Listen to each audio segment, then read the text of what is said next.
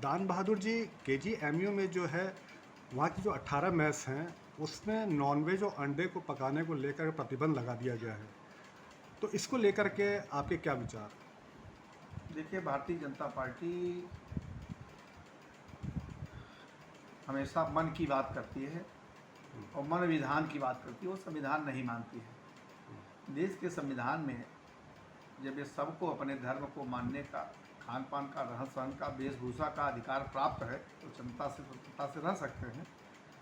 तो इस तरह के प्रतिबंध लगाने की आवश्यकता समझ में कम आती है। तो भारतीय जनता पार्टी हमेशा लोगों को चिन्हित करना चाहती है।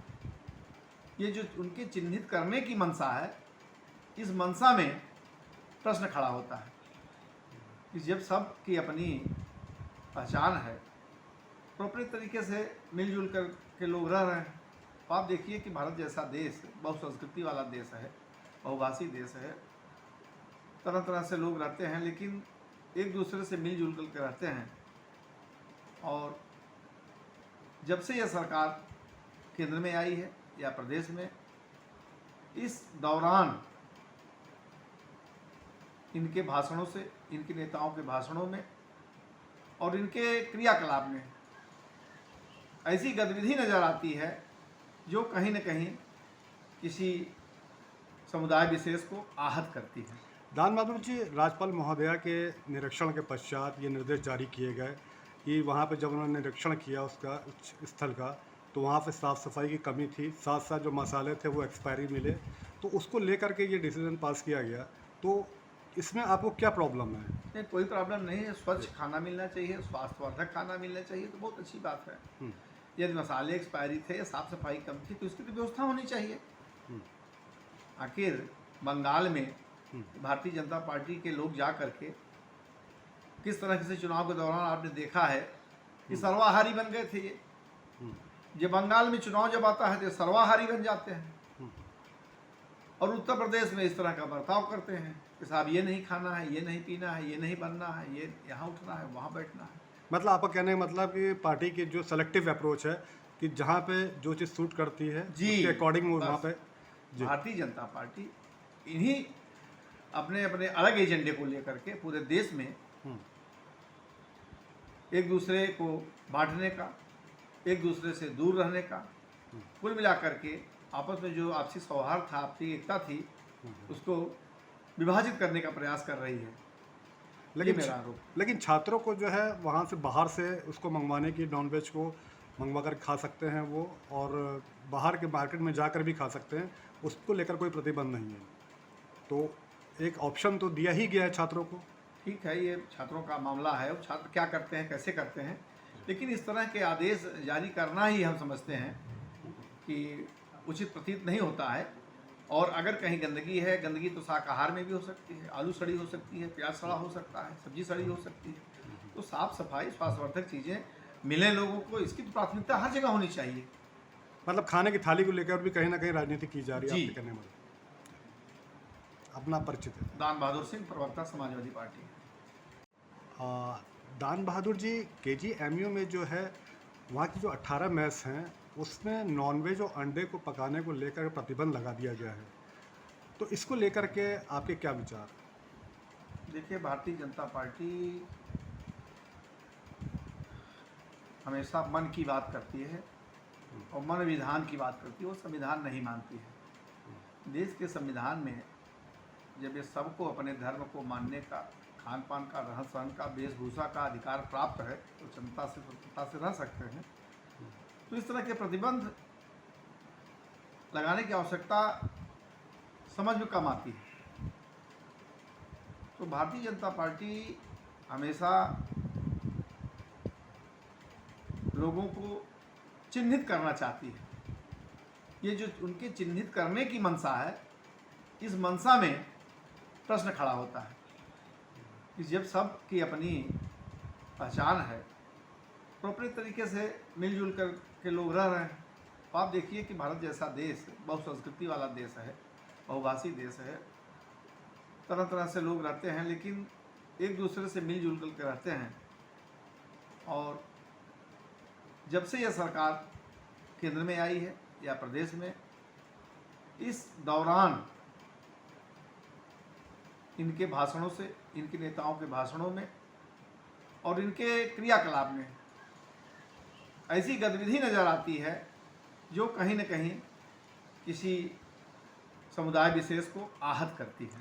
दान बहादुर जी, राज्यपाल महोदया के निरीक्षण के पश्चात ये निर्देश जारी किए गए कि वहाँ पे जब उन्होंने निरीक्षण किया उसका स्थल का, तो वहाँ पे साफ़ सफाई की कमी थी, साथ साथ जो मसाले थे वो एक्सपायरी मिले, तो उसको लेकर के ये डिसीजन पास किया गया। तो इसमें आपको क्या प्रॉब्लम है? नहीं, कोई प्रॉब्लम नहीं है। स्वच्छ खाना मिलना चाहिए, स्वास्थ्यवर्धक खाना मिलना चाहिए, तो बहुत अच्छी बात है। यदि मसाले एक्सपायरी थे या साफ़ सफाई कम थी तो इसकी तो व्यवस्था होनी चाहिए। आखिर बंगाल में भारतीय जनता पार्टी के लोग जा करके किस तरह से चुनाव के दौरान आपने देखा है कि सर्वाहारी बन गए थे। ये बंगाल में चुनाव जब आता है तो सर्वाहारी बन जाते हैं और उत्तर प्रदेश में इस तरह का बर्ताव करते हैं कि साहब ये नहीं खाना है, ये नहीं पीना है, ये नहीं बनना है, ये यहाँ उठना है, वहाँ बैठना है। मतलब आपका कहने का मतलब कि पार्टी की जो सेलेक्टिव अप्रोच है कि जहाँ पे जो चीज़ सूट करती है उसके अकॉर्डिंग वो वहाँ पे। भारतीय जनता पार्टी इन्हीं अपने अपने अलग एजेंडे को लेकर के पूरे देश में एक दूसरे को बांटने का, एक दूसरे से दूर रहने का, कुल मिलाकर के आपस में जो आपसी सौहार्द था, आपसी एकता थी, उसको विभाजित करने का प्रयास कर रही है। लेकिन छात्रों को जो है वहाँ से बाहर से उसको मंगवाने की, नॉन वेज को मंगवा कर खा सकते हैं वो, और बाहर के मार्केट में जाकर भी खा सकते हैं, उसको लेकर कोई प्रतिबंध नहीं है। तो एक ऑप्शन तो दिया ही गया है छात्रों को। ठीक है, ये छात्रों का मामला है, वो छात्र क्या करते हैं, कैसे करते हैं, लेकिन इस तरह के आदेश जारी करना ही हम समझते हैं कि उचित प्रतीत नहीं होता है। और अगर कहीं गंदगी है, गंदगी तो शाकाहार में भी हो सकती है, आलू सड़ी हो सकती है, प्याज सड़ा हो सकता है, सब्जी सड़ी हो सकती है। तो साफ़ सफाई, स्वास्थ्यवर्धक चीज़ें मिलें लोगों को, इसकी तो प्राथमिकता हर जगह होनी चाहिए। मतलब खाने की थाली को लेकर भी कहीं ना कहीं राजनीति की जा रही है आपके कहने में।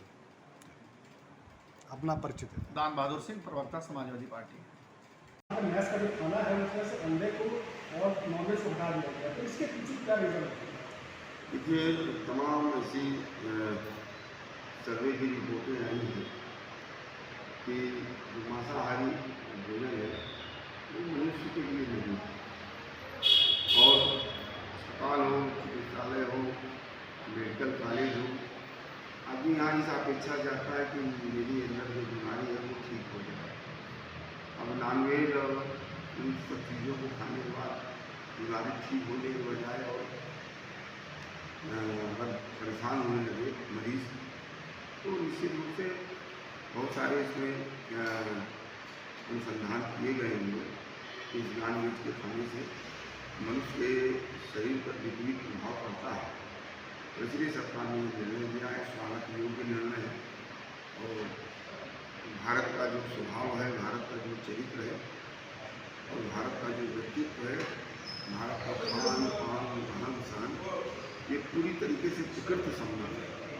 और प्रकृति के विपरीत अगर मनुष्य जाएगा तो स्वाभाविक रूप से वो बीमार ही रहेगा।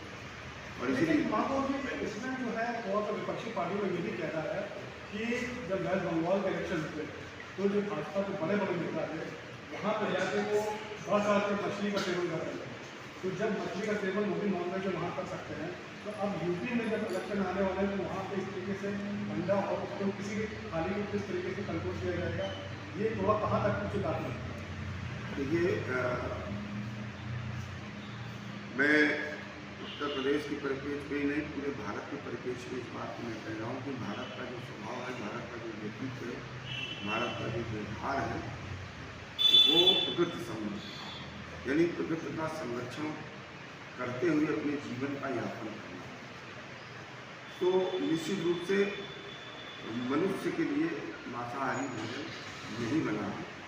मनुष्य को ईश्वर ने विवेक दिया है, ज्ञान दिया है, बुद्धि दिया है, और प्रकृति मनुष्य से ही ये अपेक्षा करती है कि वो हमारा संरक्षण करे। इस नाते इस विराट विचार को समझने की आवश्यकता है और उसको केंद्रित करके जब हमारा आचरण होगा, व्यवहार होगा, हमारा खान पान होगा, तो हम बीमार भी नहीं पड़ेंगे और प्रकृति का भी हम संरक्षण करते रहेंगे।